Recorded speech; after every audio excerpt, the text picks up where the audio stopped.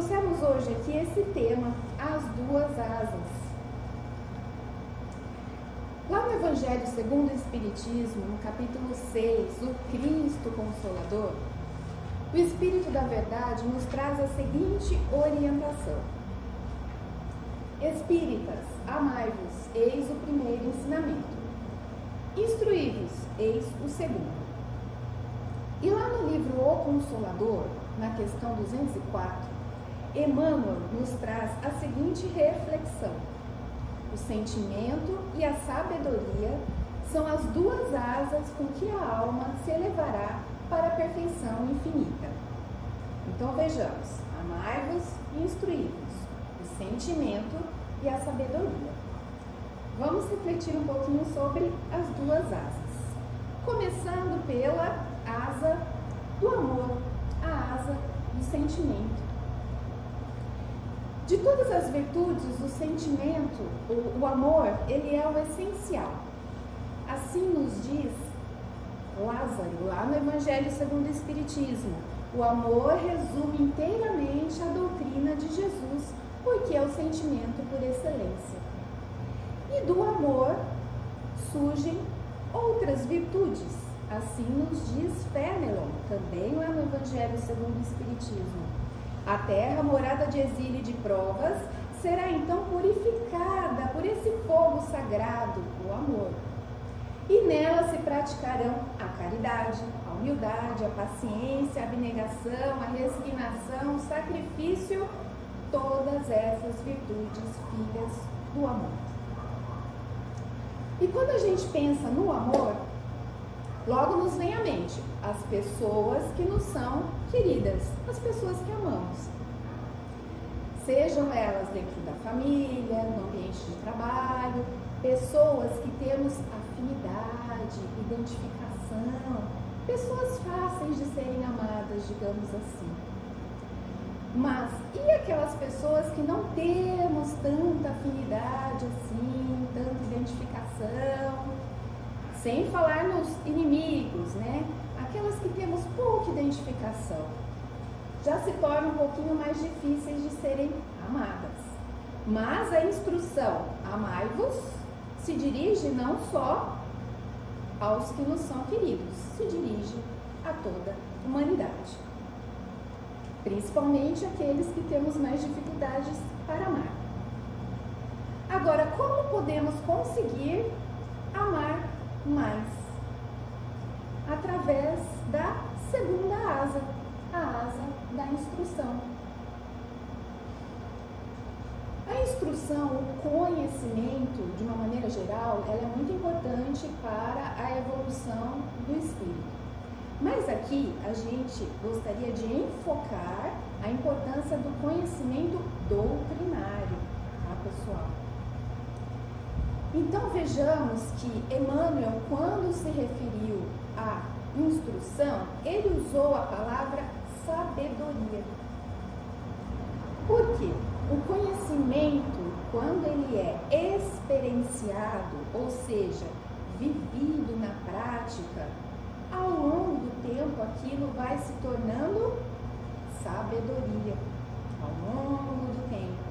Então uma pessoa sábia não é aquela que sabe muito, ela sabe muito, mas ela experienciou, ela vivenciou tudo aquilo e se tornou sábia. É por isso que os idosos têm a fama de serem pessoas sábias, porque já viveram muito, experimentaram muito na vida. E então, por isso que é tão importante o estudo doutrinário, por isso que toda a Casa Espírita incentiva o estudo doutrinário.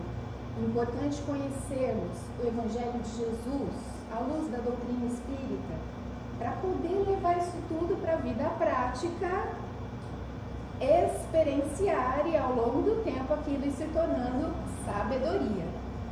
E com sabedoria, o que é que fica mais fácil de fazer? Amar.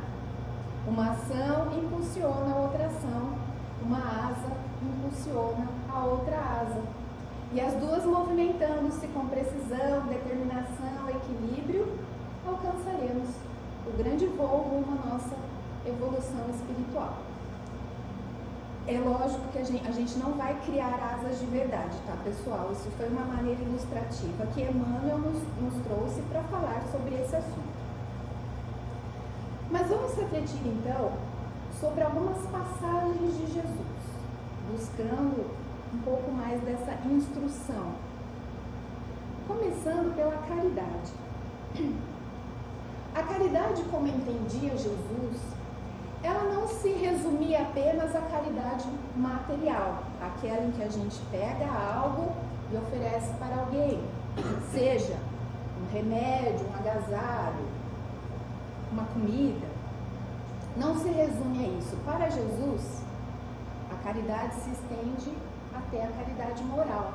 E está lá no Livro dos Espíritos, na questão 886, o famoso BIP.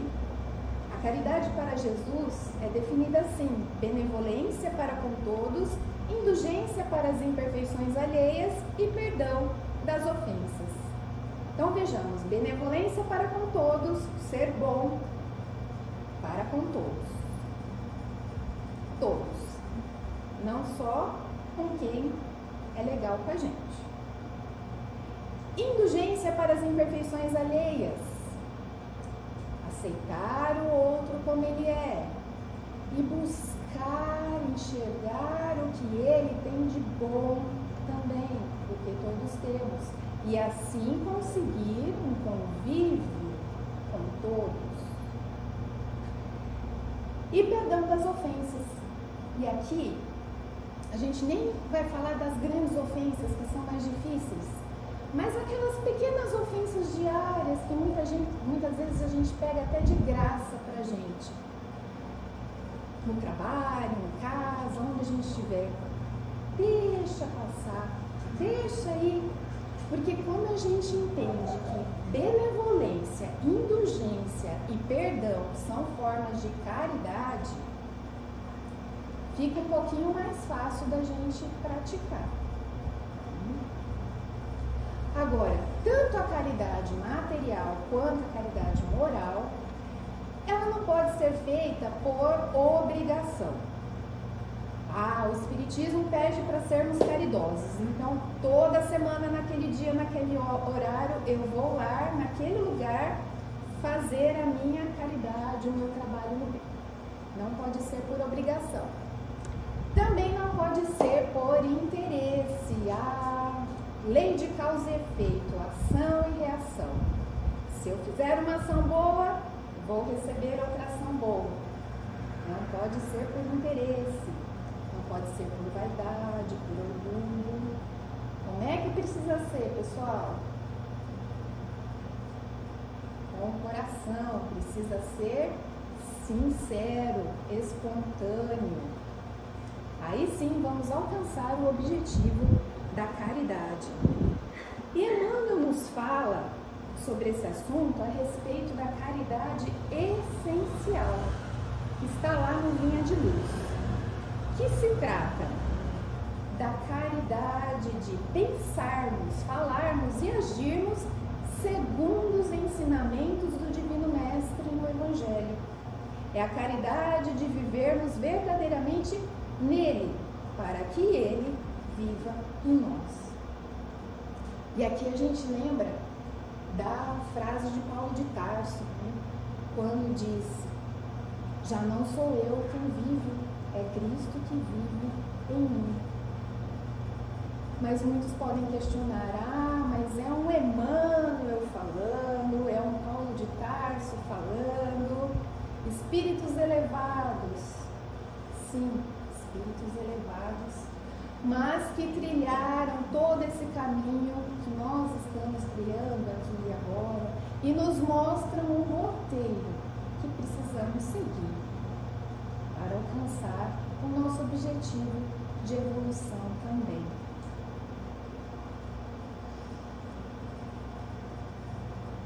Mas essa caridade essencial aí, ela é difícil de ser executada, né, pessoal? Chegar nesse ponto de pensarmos, falarmos e agirmos de acordo com os ensinamentos de Jesus é algo bem trabalhoso, requer muita decisão.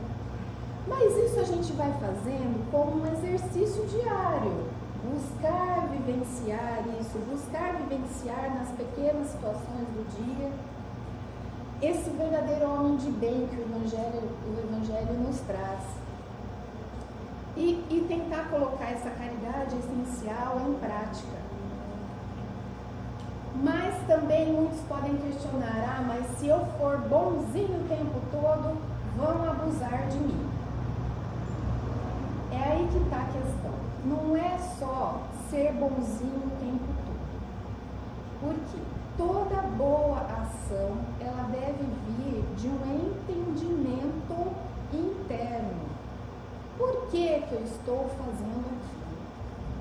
Quando a gente tem esse alcance, aquilo passa a fazer todo sentido. É o que a gente chama também de tolerância esclarecida. Mas nós vamos falar dela já novamente. Agora, não é porque a pessoa está lá no trabalho de caridade, no trabalho do bem, com sinceridade de coração, com a frequência correta, não é por isso que essa pessoa ela vai estar isenta dos desafios da vida, dos empecilhos, dos contratempos diários, dos famosos perrengues. Ela não vai estar isenta disso, pelo contrário. Isso vai continuar acontecendo para que ela tenha a oportunidade de colocar em prática todo o conhecimento doutrinário dela. E ao longo do tempo, ir adquirindo sabedoria.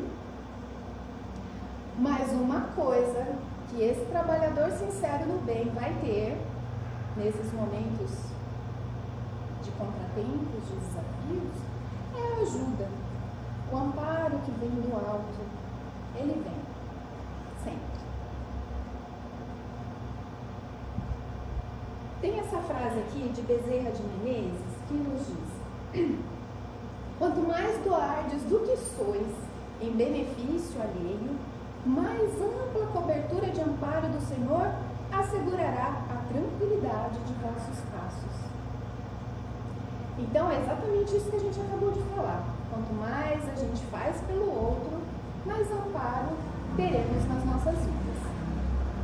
Mas essa frase tem uma parte muito interessante, porque Bezerra poderia ter dito assim: quanto mais doardes em benefício alheio.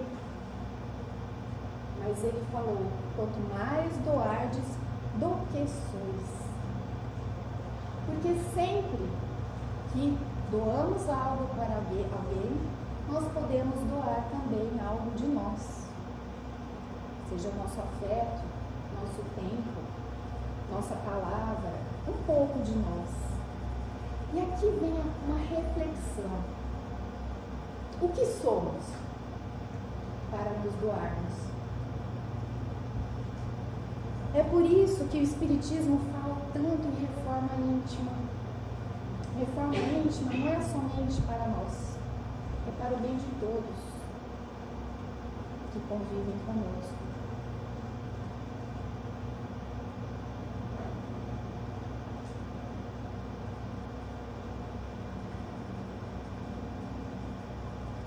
Que o nosso melhor cresça e se desenvolva a cada novo dia, para podermos nos doar melhor, cada vez melhor. E tem essa frase aqui, eu quis trazer também essa reflexão, lá de Emmanuel também, no livro Perante Jesus. Toda vez que a justiça divina nos procura, no endereço exato para a execução das sentenças que lavramos contra nós próprios, segundo a lei de causa e efeito, se nos encontra em serviço ao próximo, manda a divina misericórdia que a execução seja suspensa por tempo indeterminado.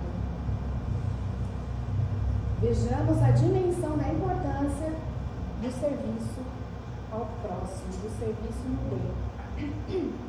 Mas muitos podem questionar: mas eu conheço fulana, ciclana que trabalhou tantos anos no trabalho no bem, com sinceridade, com frequência, e num determinado ponto da vida teve aquela doença grave ou passou por aquele grande desafio na vida. Pois é, teve. Mas poderia ter sido pior. Não foi.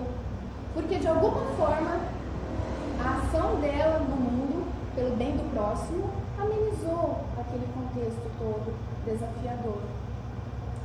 Deus, na sua infinita sabedoria, sabe exatamente como conduzir isso tudo. Porque se nós estamos no trabalho, no bem, ótimo. Se estamos fazendo com sinceridade de coração, ótimo, é isso.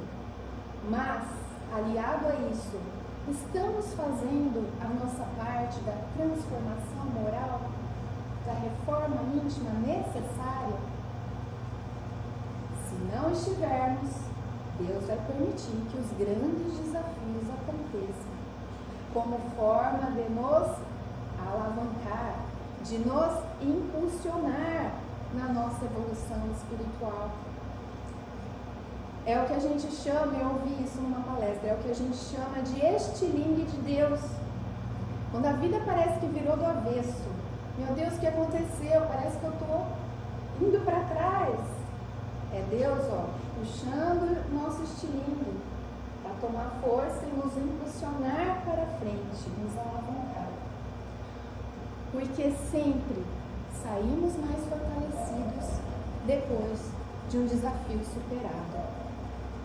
Temos que ter a certeza de que o desafio nunca será maior do que a gente pode suportar, se nos mantivermos com Ele, em sintonia sempre com o Pai, com Jesus. Muito bem, agora, pureza de coração.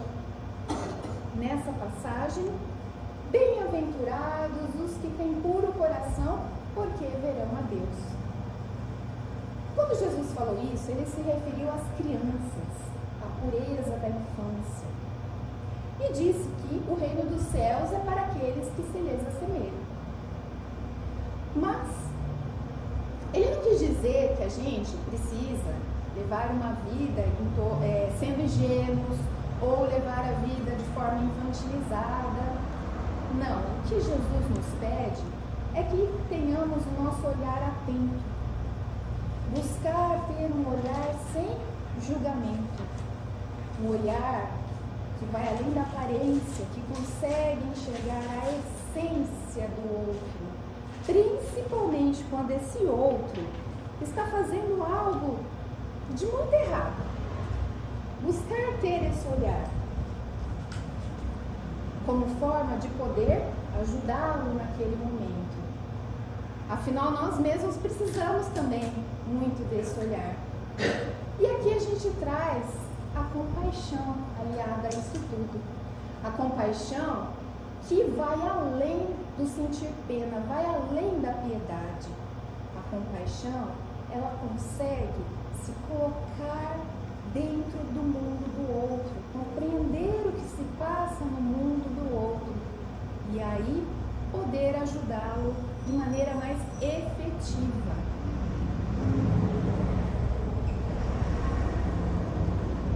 Essa imagem passou, já era para ter passado. Emmanuel nos fala aqui novamente: quem seja detentor da bondade, não recuse assistência aos maus, de vez que a maldade resulta invariavelmente da revolta ou da ignorância.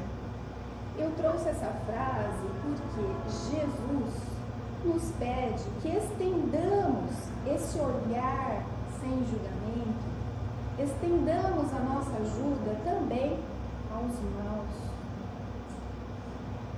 Ignorância das leis divinas, revolta, por experiências vividas, muitas vezes traumáticas.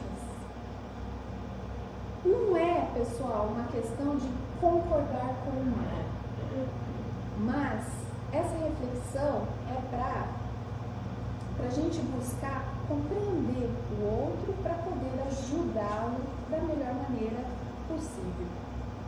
Até tem uma história que algum orador contou aí em alguma palestra, a história da nora e da sogra que se detestavam. Acho que a Vera lembra dessa história. Nora e sogra chispavam, saía faísca quando ela se encontrava. Até chegar ao ponto de que a nora decidiu que queria que a sogra desencarnasse. Aí foi atrás de um senhorzinho que tinha um tal de um chá. Foi lá buscar o tal do chá. E seguiu a orientação dele de que a sogra precisava tomar uma xícara desse chá todos os dias durante um mês. E ela ia alcançar o objetivo dela. E lá foi a nora, toda empenhada. Preparou o chazinho para levar para a sogra que morava lá no fundo da casa, né? Montou a bandejinha do chazinho e foi lá. Oi, sogra. Totalmente desarmada, sorridente. A sogra, por sua vez, olhou, estranhou, mas foi receptiva ao gesto. E sentou e tomou o chá. A nora, para ter certeza de que a sogra iria tomar a xícara inteira de chá, ficou ali, conversando com ela. E isso aconteceu todos os dias, durante um mês. O que aconteceu no final desse mês? As duas se tornaram amigas, porque se conheceram de fato, desarmadas. Uma conheceu o mundo da outra e puderam se compreender melhor. Lógico que a nora correu lá no senhorzinho para dizer que não queria mais que a sogra desencarnasse, né? E o senhorzinho falou que aquele chazinho era inofensivo. Ele sabia o que ia acontecer. A sabedoria dos idosos. Então essa historinha é para ilustrar da importância da gente buscar realmente conhecer o mundo do outro, antes de simplesmente a gente rotular. A gente tem essa mania, essa tendência, né? E trazemos aqui essa imagem de Jesus e os seus discípulos. Jesus, quando escolheu, quando convocou os seus discípulos para a divulgação da Boa Nova, ele escolheu pessoas simples, escolheu pescadores, escolheu pessoas geniosas como Simão Pedro, escolheu Mateus, o cobrador de impostos, escolheu o questionador Tomé, escolheu Judas. Ele não desdenhou nenhum, ele não desprezou nenhum, porque ele via além, ele enxergava as potencialidades de que cada um poderia vir a ser. E é assim que ele nos vê também, cada um aqui.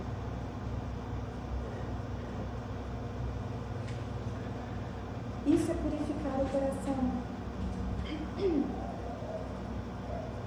Mansos e pacíficos. Muito bem. Bem-aventurados os mansos, porque herdarão a terra. Bem-aventurados os pacíficos, porque serão chamados filhos de Deus. Começando pelos mansos. Os mansos, a mansuetude, ela ainda é vista nesse mundo como vexatória.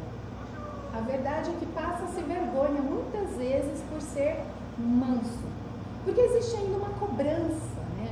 Muitas críticas em cima de quem tem essa mansidão.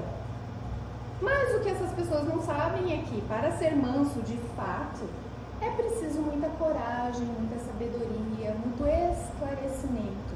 Porque mais fácil é ser reativo e causar a confusão geral. Richard Simonetti nos fala lá em A Voz do Monte. O indivíduo manso consegue sobrepor-se aos acontecimentos, mantendo-se calmo e equilibrado, sem reações negativas. Não porque seja impassível, não porque não se importe, mas simplesmente porque é dono de si mesmo. E quem aqui consegue ser dono de si mesmo, pessoal? É um desafio imenso, exercício diário. E aqui a gente entra na tolerância esclarecida, que nós já falamos. Quando toleramos algo, aquilo precisa ser esclarecido dentro de nós. Por quê? que eu estou fazendo aqui. Por isso a importância sempre da nossa auto-observação. Emmanuel tem uma mensagem intitulada Tolerância, lá no livro Plantão de Paz, que nos diz o seguinte, é só um trechinho dela. Perante qualquer ofensa, não percas o sorriso fraternal e articula alguma frase capaz de devolver ao ofensor a tranquilidade. Então, quando o nosso objetivo, o nosso querer está em devolver o ofensor à tranquilidade, a gente consegue não pegar aquela ofensa pra gente. Fácil? Nada fácil. Somos seres reativos, mas por isso que é importante o conhecimento doutrinário, a gente ir se lembrando disso nos momentos cruciais. Calma, não vou pegar isso pra mim. E tem essa outra partezinha aqui, ó. Nos empecilhos da existência, tolera os obstáculos sem rebeldia, e eles se te farão facilmente removíveis. Tô saindo para um compromisso, bateria do carro, para. A gente já começa imediatamente a criar aquela historinha na cabeça. E agora eu vou atrasar, o que vai acontecer? Não vou estar lá em tal horário. A gente já pensa em 1000 situações. Calma, respira, pensa nas soluções que pode se ter. Enquanto a gente está fazendo esse movimento de pensar sobre as saídas e as soluções, a ajuda chega. Isso é tolerância esclarecida.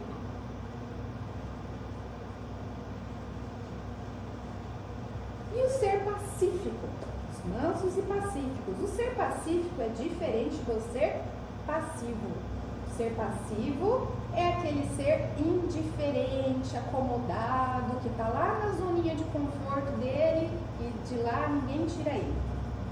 Já o ser pacífico é aquele que se posiciona, sim, mas de maneira pacífica, de maneira com paz, pacificando as relações, pacificando as situações, sem discussão, sem agressão, sem violência. Então é isso que Jesus nos pede, que sejamos mansos e pacíficos, que saibamos trazer a serenidade frente às situações da vida. Por exemplo, quando a gente precisa ter aquela conversa com um filho que fez algo de muito errado. E a gente tem que ter aquela conversa. Vai adiantar a gente falar com raiva? Não vamos alcançar o nosso objetivo. É preciso agir com amor. Ah, mas se eu agir com amor, eu vou estar sendo passivo. Eu vou passar a mão na cabeça dele e vai ficar tudo por isso mesmo? Não. Agir com amor é agir com presença, com firmeza, sim, mas de forma que se evidencie o amor e não a raiva. De forma que a gente consiga causar no outro esse olhar de reflexão, o olhar desse menino ouvindo seu pai, causar essa reflexão no outro e possivelmente o entendimento que ele necessita perante aquela situação. Isso é agir de forma pacífica. E é tão importante, pessoal, quando a gente consegue dominar a raiva dentro da gente. Tem uma história, outra historinha, do Chico com o Emmanuel, que está lá no livro As Vidas de Chico Xavier. Que é a história de quando o Chico tomou um tombo. Quem é que conhece essa história? O dia que o Chico caiu, do nada ele caiu no chão. E aí naquele momento, ele lá caído no chão, sem saber por que tinha caído, Emmanuel rapidamente fala para ele: agradece, Chico, agradece. E o Chico olhou sem entender nada e Emmanuel falou novamente: agradece, Chico, agradece. E Chico, na sua imensa humildade, eleva o pensamento e faz uma prece. agradecendo aquilo tudo. E o dia continua. No final do dia, ele estando com Emmanuel, o questionou. Por que aconteceu aquilo? Por que ele caiu? Por que ele teve que agradecer? E Emmanuel explica a ele que naquele momento havia um grupo de espíritos voltados ao mal, que queriam um elo de ligação com o Chico. Fizeram com que ele caísse. E se na queda ele se revoltasse e baixasse o padrão vibratório dele, era essa brecha que eles precisavam para criar aquele elo. Não conseguiram. Qual foi o escudo do Chico? A oração. A oração. E a oração, pessoal, é um instrumento que temos à nossa disposição, abençoado. Um instrumento para a gente utilizar desde a hora que a gente acorda até a hora que a gente vai se deitar, o pensamento elevado, buscar a imagem de Jesus, principalmente naqueles momentos cruciais em que esquecemos de tudo, mas é necessário trazê-lo. Os benfeitores espirituais estão aí para nos ajudar. Basta que nos conectemos com eles. Antes de sair de casa, estou saindo de casa com Jesus, por Jesus, em Jesus. Pensamento elevado sempre. E para finalizar, temos 5 minutinhos ainda. Temos uma história aqui, eu vou contar resumidamente aqui para vocês, que está aí nesse livro, A Eterna Mensagem do Monte, pelo espírito de Leon Tolstói, psicografia da Célia Xavier de Camargo. Esse livro todo, pessoal, ele é maravilhoso, maravilhoso. E essa história é a história de Davi. Davi que vivia na Judéia. Davi nasceu um bebê saudável, cresceu uma criança saudável, chegou na sua juventude de forma saudável, alegre, no meio do seio familiar. Mas um dia Davi, na sua juventude, acordou num dia de inverno e sentiu muitas dores no corpo, um cansaço imenso, e não conseguiu sair da cama. E ali foram vários dias. Passou-se uma semana e ele sem conseguir sair da cama. Vieram médicos, vieram remédios, tratamentos e nada fazia ele melhorar. E então, Davi se conscientizou de que ele estava paralítico. Aquilo causou uma grande tristeza para ele, ele chorou muito, mas em nenhum momento ele se revoltou. Ele buscou se adaptar àquela nova situação de vida. Passado algum tempo, Davi soube da vinda de um mestre que fazia curas. E ele se encheu de esperanças. Eu vou ao encontro desse mestre. E pediu ajuda do irmão dele, para que improvisasse uma maca e o levasse até onde iria estar esse mestre. O irmão, muito contrariado, achando aquilo tudo desnecessário, só acudiu porque era seu irmão e foi providenciar a maca. E no dia combinado, levou o seu irmão até o local indicado. E no meio do caminho foram se juntando aquela multidão de pessoas adoentadas, necessitadas da cura do mestre. E chegando no determinado local, Davi foi posicionado ali na maca, no meio daquela multidão, e ele reparou que do lado dele havia um outro jovem, da mesma idade que ele, e começaram a conversar. Aquele jovem se chamava Jonas. E na conversa, Davi soube que Jonas tinha o mesmo problema de saúde que ele, também era paralítico. Mas Jonas, além de paralítico, também era cego. E aquilo deixou Davi admiradíssimo com Como assim? Eu ainda posso ver, ajudar em algum trabalho manual. Ele é cego e paralítico. Ele ficou muito pensativo. E lá continuaram a conversar. Até que um silêncio se parou. A figura do Mestre Jesus apareceu. E só de ter aparecido já foi um bálsamo no coração de todos. Aquela figura sublime, aquela figura iluminada. E Jesus então começou a falar das bem-aventuranças. Bem-aventurados os que choram, porque serão consolados. E lá foi. Após isso, ele começou a fazer as curas, os seus milagres, andando no meio da multidão. E lá foram horas. Até que Davi viu que o mestre estava ali, à sua frente, muito próximo dele. Naquele momento, um dos discípulos de Jesus deu o seguinte recado: o mestre vai precisar se retirar. Ele só vai fazer mais um atendimento. Davi, então, ficou exultante, se encheu de esperança e falou: é agora, chegou a minha vez. Ele está aqui na minha frente. E no momento em que seu olhar encontra o olhar de Jesus, Davi entende tudo. Ele se lembra de um ensinamento que Jesus havia dito momentos antes: fazei ao outro aquilo que você gostaria que o outro fizesse para você. E então Davi vira seu olhar para Jonas do seu lado. E Jesus entende o seu gesto.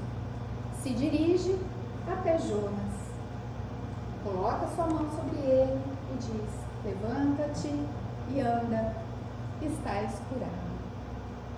E Jonas levanta, pulando de alegria, enxergando tudo, sem saber direito o que estava acontecendo. Curado, totalmente curado. E em seguida, Jesus se retirou. E a multidão foi se dispersando. E lá foi Davi, de volta para casa, sendo carregado pelo seu irmão. Ouvindo do irmão: eu sabia que não ia adiantar.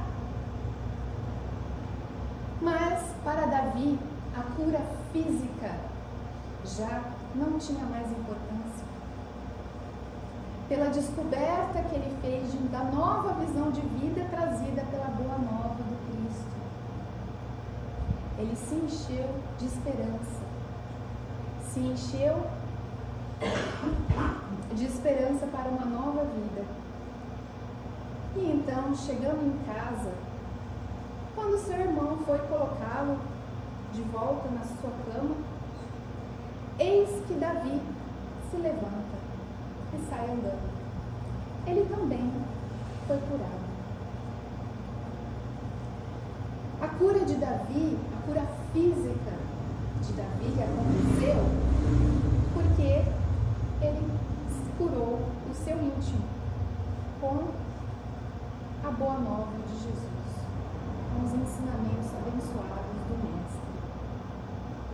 Ensinamento esse que temos aqui à nossa disposição para nos curarmos também, dia a dia. Queridos e queridas, que saibamos sempre buscar o amor e a instrução, tendo Jesus como modelo e guia nas nossas vidas, sempre a nossa melhor companhia. Muito obrigada a todos, de coração.